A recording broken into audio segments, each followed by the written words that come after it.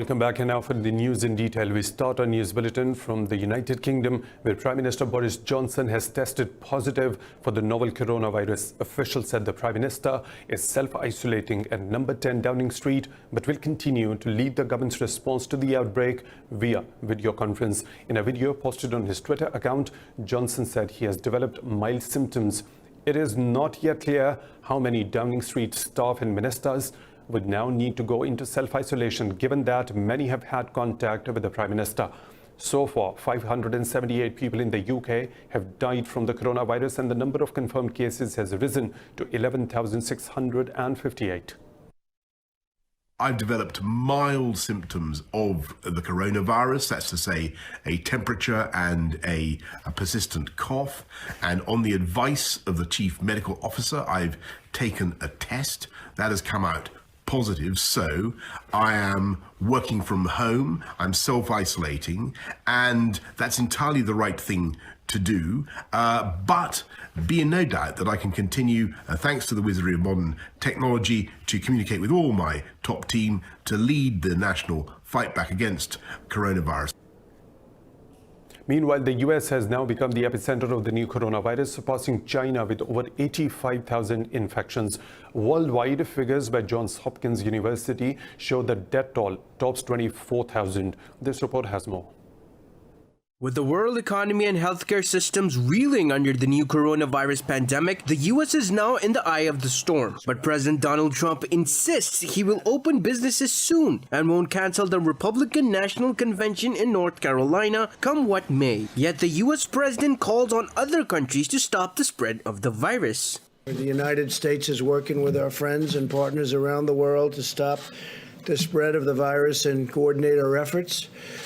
We discussed how vitally important it is for all of our nations to immediately share information and data, and we've been doing that to a large extent, but we'll do it even more so. Countries around the globe continue to take strict measures in a bid to contain the deadly pandemic. South Africa and Congo have begun enforcing a 3-week nationwide lockdown. Leading the world in containing the virus, President Xi Jinping called for an all-out global war against the pandemic.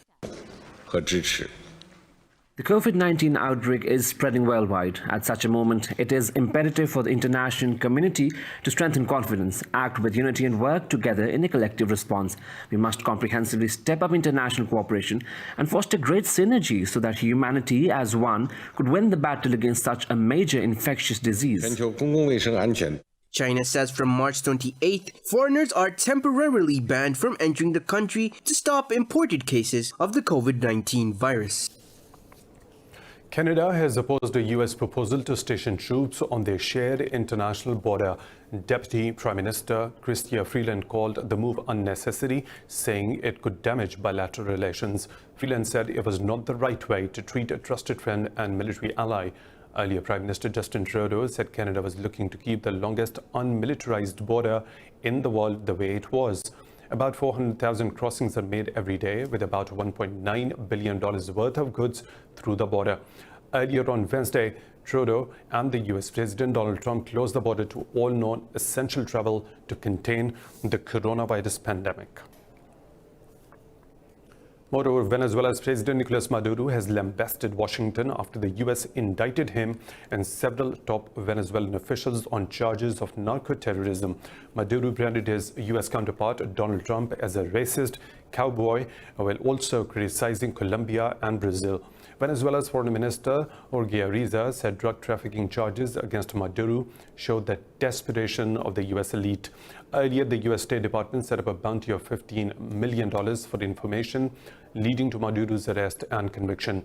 Maduro accused the US, its regional allies, and the Venezuelan opposition of conspiring to kill the country's political and military leadership. The government of Donald Trump, in an action that is extravagantly extremist, vulgar, miserable, he put out there a number of false accusations like a racist cowboy of the 19th century who puts a price on the head of revolutionaries. We are ready to take them on whatever the environment, to continue beating them. I say to Donald Trump, you are miserable, Donald Trump. Because of the coronavirus pandemic, a meeting of the NATO foreign ministers scheduled for the 2nd of April will be held a video conference. The alliance's Secretary General Jens Stoltenberg will chair the secure teleconference. The meeting will focus on the economic impact of the pandemic on allied defense budgets. It will also focus on the latest developments for the NATO's missions in Afghanistan and Iraq. The statement said precautionary measures are in place at NATO headquarters to limit the further spread of the coronavirus. It said the measures also include restricted access to visitors, media, and non-essential staff. Delegations urged Stoltenberg to abandon his plans to hold a physical meeting given the lockdowns imposed worldwide. Moving on to Yemen, where the government coalition and Houthi rebels claim to have repelled each other's air attacks. This comes after warring parties welcomed a UN call for a truce to fight the coronavirus pandemic. Coalition spokesman Turki al-Maliki says they destroyed drones launched by rebels towards Saudi cities of Abha and Khamis Mushaid. Al-Maliki said the drones were aimed at civilian targets. Meanwhile, rebels spokesperson Yahya Sarai says Houthis intercepted coalition forces' aircraft over the Yemeni city of Marib. The rebels' leader, Abdul Malik al-Houthi, has offered Saudi Arabia a prisoner swap in exchange for members of Hamas group. Yemen has been mired in a conflict for the past 5 years between Iran-allied rebels and Saudi-backed government forces. Meanwhile, the U.S. is cutting millions of dollars in aid to northern Yemen over unacceptable interference by the Houthi rebels. This comes amid multiple pleas from aid groups that the reduction will severely impede efforts to confront the looming coronavirus crisis. A U.S. aid spokesperson says the Houthis have not made sufficient progress towards ending meddling in the region. The spokesperson said the organization will continue funding the most urgent life-saving assistance. The US and the UK, along with other donors, have complained for months about rebels trying to slap taxes on aid projects in Yemen. Earlier, aid group Oxfam said the cutbacks will result in a reduction in sanitation schemes vital in the event of COVID-19 pandemic. Moving on, Israel says it has intercepted a drone of Lebanon-based group Hezbollah in its airspace. In a statement, the military said it shot down the UAV while it was crossing from Lebanon into Israeli airspace. It said the Israeli forces have captured the drone. The statement said that Israel holds the Lebanese government responsible for the offensive. It said the incident is a violation of Israeli sovereignty and is being seen with great severity. After being elected Parliament Speaker, Israel's ex-military chief Benny Gans has called for an emergency unity government. Addressing the Knesset, Gans said unusual circumstances require extraordinary decisions. Gans won the speakership vote with 74 lawmakers in favor and 18 against in 120-seat chamber. Gans succeeded Netanyahu ally Yuli Edelstein, who resigned on Wednesday after a row with the judiciary. This could lead to an alliance with his rival, Prime Minister Benjamin Netanyahu, that will have to jointly fight the coronavirus outbreak. Gans was tasked with forming a government following the last vote earlier this month. Israel has been mired in a political crisis that has seen the country hold 3 inconclusive elections in less than a year. Pakistan says Saudi Arabia is reviewing the decision to hold this year's Hajj because of the COVID-19 pandemic. Foreign Minister Shah Mahmood Qureshi said the kingdom wrote a letter to Pakistan's Ministry of Religious Affairs. Qureshi said Riyadh had asked Islamabad to temporarily halt its preparations for the annual pilgrimage. He said there is a spike in COVID-19 patients in the kingdom. The letter said the gatherings of hundreds of thousands of people on Hajj can be dangerous in view of the coronavirus outbreak. Meanwhile, Turkey has postponed all transactions for Hajj amid the pandemic until further notice. Saudi Arabia has reported 3 deaths and 1,112 confirmed cases of the coronavirus. India has announced a $23 billion economic stimulus plan to give relief to millions of poor people hit by the nationwide lockdown. The country has so far recorded over 600 virus infections and 20 deaths. Speaking in New Delhi, Finance Minister Nirmala Sitharaman said the government has come up with a package for the people's welfare. The minister said that the government wants to distribute 5 kilograms of essential food grains to each person over the next 3 months. Sitharaman said the government also outlined plans for medical insurance cover of $66,000 for every frontline health worker. Following the Indian Premier's lockdown announcement, trucks are stranded at state borders and people could be seen queuing up for essentials. US President Donald Trump has signed the Taiwan Allies International Protection and Enhancement Initiative Act into law. The bipartisan Taipei Act says the US should support Taiwan in strengthening its alliances amid Chinese pressure. After Senate, the House of Representatives also unanimously passed the bill on 4th of March. Under the legislation, the US will consider reducing its economic security and diplomatic ties with the governments that undermine Taiwan. The US will also advocate for Taiwan's membership in all international organizations where statehood is not a requirement. In response, China's Foreign Ministry spokesperson Zhao Lijian has called the Taipei Act a severe violation of the One China principle. Russia's President Vladimir Putin has signed a law to fix prices for medicines in the case of a pandemic threat in the country. Under the law, the government will have the right to set the maximum possible retail prices for medicinal products apart from the list of the vital necessities. The government will also set the maximum selling prices for producers and allowances for them, taking into account value-added tax. It will be executed in the event of an epidemic emergency or if the cost of drugs is unreasonably increased by more than 30% within 30 days. Meanwhile, President Vladimir Putin says Russia can defeat the pandemic in less than 3 months if it imposed tough measures. The colleague believes that in 2-3 months we will be done with the coronavirus. This is not a bad outlook, because in some countries they say that fight against it, they call it a war, will be very long. But when we finally get out of this situation, and we definitely will get out of it. 7 people have been killed in a fire that engulfed a 2-story residential building in Russia's city of Yekaterinburg. Russian Emergencies Ministry says another person suffered severe burns and is hospitalized. In a statement, the ministry said the bodies of all the victims have been found. Russia's Interior Ministry says the fire may have been deliberately lit, but they are still investigating the exact cause. More stories to follow right after a short break. Stay tuned.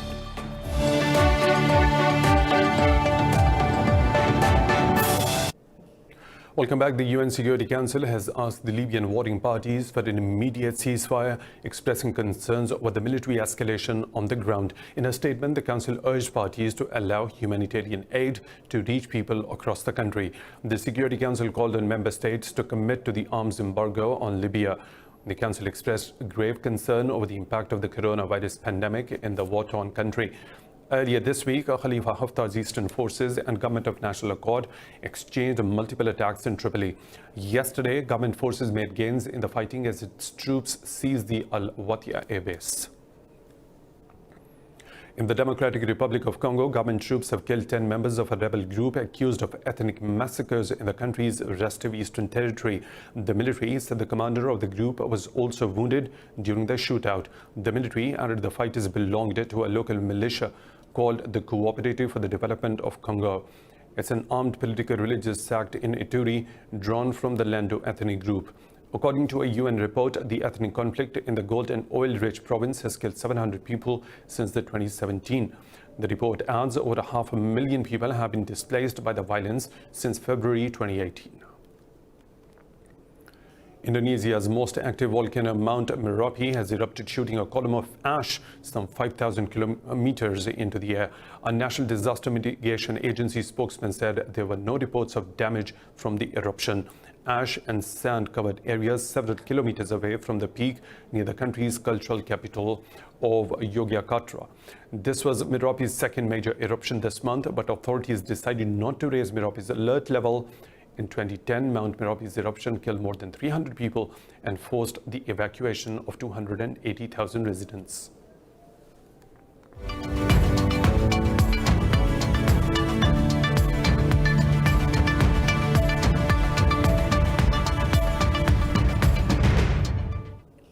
The The new coronavirus has set in motion a major economic crisis that will burden societies for years to come. Organization for Economic Cooperation and Development Chief Angel Guri said it has led to the third and the most serious economic and social shock of the century. Guri said over 1/3 of OECD households are financially insecure and will get into poverty if they have to forego 3 months of income. Meanwhile, the global economy is expected to contract by 0.5% in 2020 due to negative impact of the coronavirus. The credit rating agency Moody's said despite massive stimulus measures, the financial sector's volatility has exploded to levels last seen during the 2008 global crisis. In Europe, leaders failed to agree on the scale of support for their economies. Germany and the Netherlands blocked a call from Italy, Spain, and France to issue joint debt of 2% of their economic output from the European Stability Mechanism. To fight the pandemic's fallout, World Bank has unveiled an additional $160 billion relief package in financial support over the next 15 months. Last week, the global lender approved a $14 billion package focusing on immediate health and social consequences of the pandemic. Chinese telecom giant Huawei has ended dependence on Google by introducing a flagship smartphone that uses none of Android makers' apps. The development comes after the US authorities blacklisted the company. The new Google-free P40 smartphone is another attempt by China to show off its technological prowess. After the US restrictions, Huawei has had to forego Google's Android operating system and a plethora of applications that run on it. The company is progressively eliminating Google software from its phones after having shipped its first Google-free model last year. The P40 smartphones were sold in France, Germany, and Italy with the new European search engine called Quant instead of Google. South Korea's auto giant Hyundai Motors has halted operations at plants in Russia and Turkey due to the new coronavirus pandemic. The auto giant says its plants in Turkey will be closed today and no date has been set for its resumption. The Hyundai plant in St. Petersburg will be closed from Sunday till April the 3rd as President Vladimir Putin declared a nationwide paid holiday next week. Last week, Hyundai suspended production at its plant in the US after an employee tested positive for the virus. The auto giant has also suspended its plant in Czech Republic and in India as well. Hyundai has 7 domestic plants and 10 overseas plants. These include 4 in China and 1 each in the US, Czech Republic, Turkey, Russia, India, and Brazil. European stock markets are trading lower as recession fears mount amid a record jump in US jobless claims due to the fallout from the coronavirus pandemic.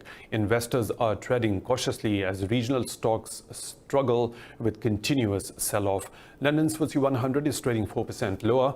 CAC 40 Paris has lost over 2.5%, while Frankfurt's DAX is trading over 1.5% lower.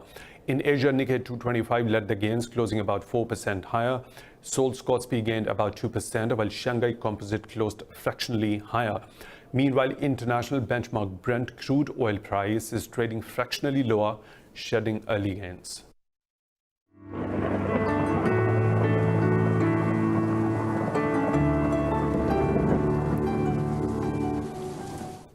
Another weather situation from around the globe.